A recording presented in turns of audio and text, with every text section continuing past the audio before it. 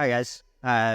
First of all, can I just get a round of applause for Andre? Because I'm an event organizer, and to pull this off in a couple of months is like insane. So can we clap for him? I know he's not here.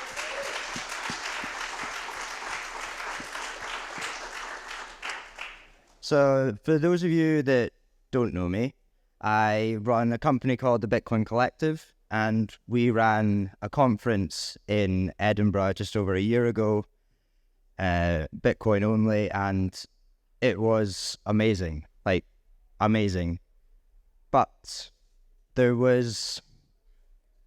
we were going for people outside of Bitcoin. We wanted to really bring in the community around Bitcoin, not in Bitcoin, sorry, and we ended up getting about 6% to come to the conference, which was disappointing at the time. So now I'm focusing my efforts on how do we communicate Bitcoin to people that are not in the space, that are not us, that travel thousands of miles from all over the place to come and be together, hear from amazing speakers. So I prepared a presentation called Bitcoin is a New Language. I'm not the best at presentations, so this is very different. It won't be your normal presentation, and we'll just kick off with that. I'm going to tell a story to kick us off. So, last year, I was in a restaurant called Nando's. I've drawn these myself, yes, I have. I was in a restaurant called Nando's, and for those of you who don't know, it's a popular chicken restaurant.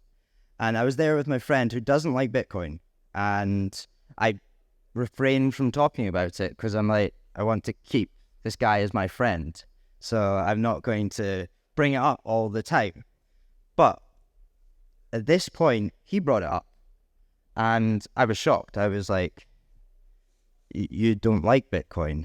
But he wanted to find out more.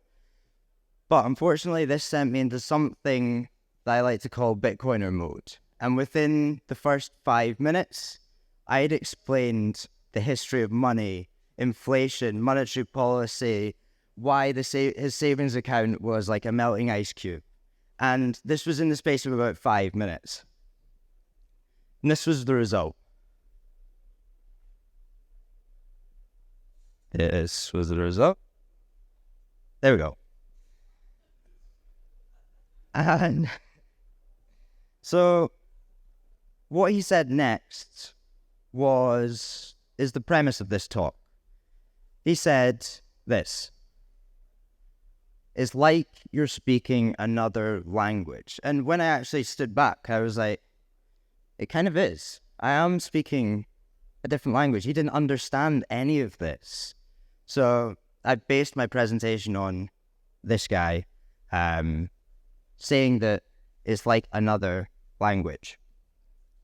And how I'm going to show that is through... that's it. Too fast. How I'm going to show that is through one of my favorite TED Talks, which is by Tim Urban. And it's a great way to visualize something. So this is what a typical, or just someone who is bilingual, this is what their brain looks like. They've got lots of different languages in there. And depending on who they're talking to, where they are in the world, a different language will be at the helm, steering the brain. Now, for me, being your stereotypical Brit when it comes to learning languages, this is what mine is. I don't know any. I just know English, and that is it. But I now believe that I am bilingual. I've been learning a new language over the past 4 to 5 years, and that language is the language of Bitcoin. So Bitcoin is dormant most of the time. He'll just chill there, and I won't bring him up when I'm around my normie friends. But things change rapidly. Whenever I hear the word inflation or stranded energy, or even just words like 21 or fork, like simple stuff, and I'm like, how can I relate that? So this is what happens when I hear those words.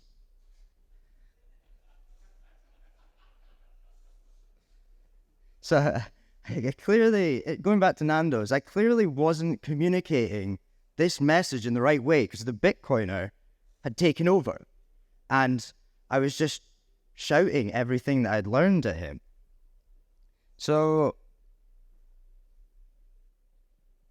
I had to find a way to communicate and relate to him.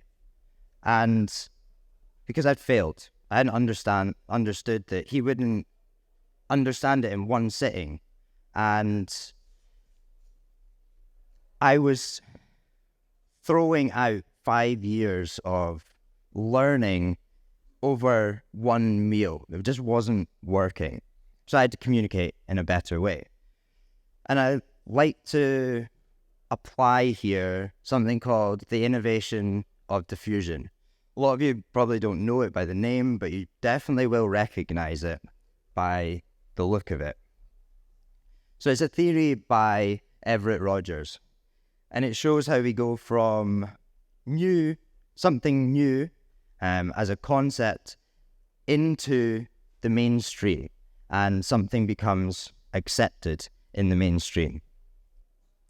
So let me run through very quickly what they are. So we've got the innovators, which is the 2.5% of society. They are the ones that are trailblazing. They are innovating, trial tests, new things. They love the shiny new things. And then we've got the early adopters. They will look to the innovators and be like, okay, this is against the status quo. I quite like this. I'll jump on board as well. I'll explain the chasm in a minute. So we're going to the early majority. They will look to the early adopters and be like, they want it tested. They want to see that it's working before they try it out. And then we've got the late majority, which are, they're the skeptics by default. And they'll hold back before it has been almost fully accepted, and then they will jump on board. And then finally, we've got the laggards, which they only accept stuff if they have to. They very much have to. So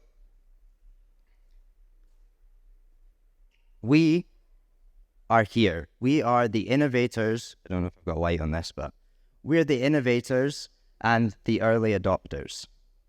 That's where I see that we are somewhere in there. And in between there and the mainstream, we've got something called the chasm, which Geoffrey Moore coined. And this is a large gap between us and the mainstream, as notoriously difficult to communicate this new idea to the mainstream if it is extremely disruptive and it requires behavioral change. See, on this side of the chasm, where we are, the innovators, early adopters, we've essentially been doing a PhD in Bitcoin. We've been doing hundreds, maybe thousands of hours into Bitcoin and learning about it, deep diving into it. Whereas on the other side of the chasm, they don't want to hear our PhD all in one sitting. All they want is the exec summary, the bullet points, the key takeaways. And this is what I failed to understand when I was with my friend in Nando's. So what I'm going to do next is, well, you can see I've skipped this bit. I totally forgot to say this bit. I failed to mention that, forgot to mention that my friend was on the mainstream side of the panel, of the chasm, and I was on the innovators and early adopters side. And there was a miscommunication there. So what I want to do is break down and give you 3 key takeaways to communicating Bitcoin to people on the other side of the chasm. First, we've got simplify the message. This is so important. You start with the basics. It's like learning a language. You wouldn't go in with the very, very complex words of a language. You would go in with he, she, car, boat, whatever you can think of. And that's what I done when I came here. This is a good example.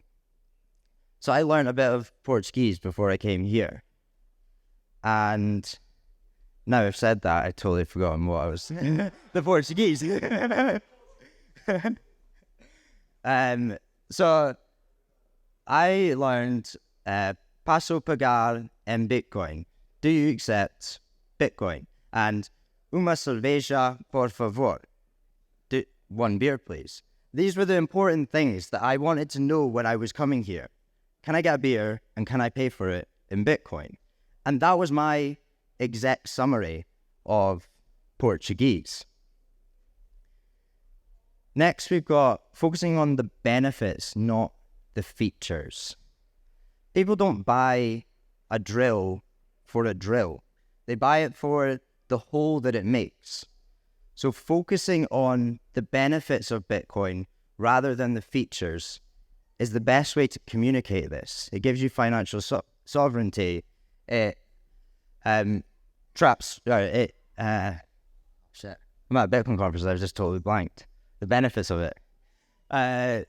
Go through the benefits of Bitcoin rather than concentrating on like what a SHA-256 is, going into the technicals of it, because people don't want to know that. You need to focus on the hole rather than the drill. And then finally, everyone loves a story. They don't want a lecture.